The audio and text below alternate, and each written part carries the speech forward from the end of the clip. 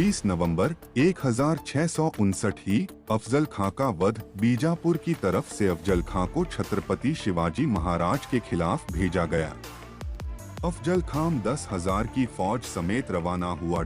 अफजल खां ने सौगंध खाई कि मैं घोड़े पर बैठे बैठे ही शिवाजी को बांध कर लाऊंगा, और अफजल खां के बीच पत्र व्यवहार हुआ, जिसके तहत दोनों ने मिलकर समझौता करना स्वीकार किया। शिवाजी महाराज ने पेशवा और सेनापति तन्हाजी पालकर के नेतृत्व में 2 बड़ी फौजों को प्रतापगढ़ के जंगलों में छिपे रहने का आदेश दिया। कृष्णजी भास्कर ने अफजल खां की योजना पहले ही शिवाजी महाराज को बता दी। अफजल खां के डेरे के निकट जाने के बाद शिवाजी महाराज ने संदेशा भिजवाकर कहलवाया कि भेंट की जगह से सैयद खां और उसके आदमी को हटाना होगा। फिर वैसा ही किया गया। शिवाजी महाराज भीतर गए, जहां दोनों पक्षों के 4 से 4 लोग थे। खुद तन्हाजी, 2 से 2 आंगरक्षक और 1 से 1 ब्राह्मण दूत। जब दोनों पक्षों में मुलाकात हुई, तब शिवाजी महाराज दिखने में पूरी तरह शस्त्रहीन लग रहे थे, परंतु अफजल खां ने तलवार लटका रखी थी। शामियाने के बीच में चबूतरे के ऊपर अफजल खां बैठा था। शिवाजी महाराज चबूतरे पर चढ़े।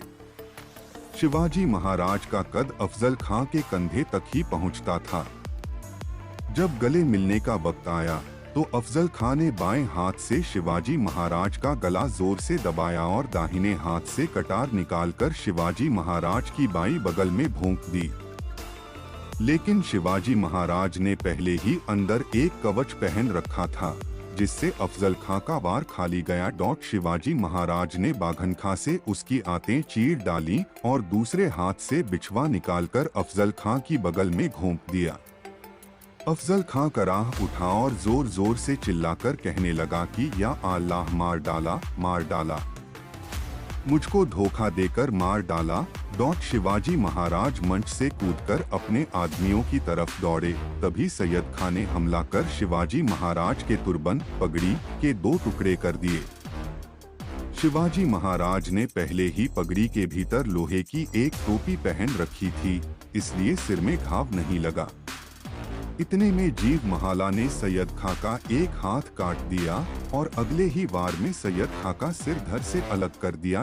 अफजल खां के आदमियों ने जख्मी अफजल खां को पालकी में बिठाया और ले जाने लगे, लेकिन तभी शंभूजी कावजी ने अनुचरों के पैरों पर चोट करके पालकी गिरा दी और अफजल खां का सिर काटकर शिवाजी महाराज के पास हाजिर हुए। शिवाजी महाराज ने प्रतापगढ़ किले में जाकर तोप चला के अपने सैनिकों को संकेत दिया, जिससे मोरो त्रिंबक और तन्हाजी पालकर ने हजारों की फौज समेत बीजापुर की फौज को घेर लिया। बीजापुरी फौज के कीमूट, हाथी व 3,000 सैनिकों को मार गिराया। शिवाजी महाराज की सेना ने 65 हाथी, 4000 घोड़े, 55 ऊंट, 2000 कपड़ों के गट्ठर, 10 लाख का धन और जेवर छीन लिए। अफजल खां के 2 बेटे, 2 मददगार मराठा जमींदार और एक बड़े ओहदे के सिपहसालार कैद हुए। अफजल खां की स्त्रियां और उसका बड़ा बेटा फजल खां भागने में सफल रहे। ये शिवाजी महाराज की अब तक की सबसे बड़ी विजय थी और इस विजय ने समूचे भारतवर्ष में शिवाजी महाराज का रुतबा फैला दिया।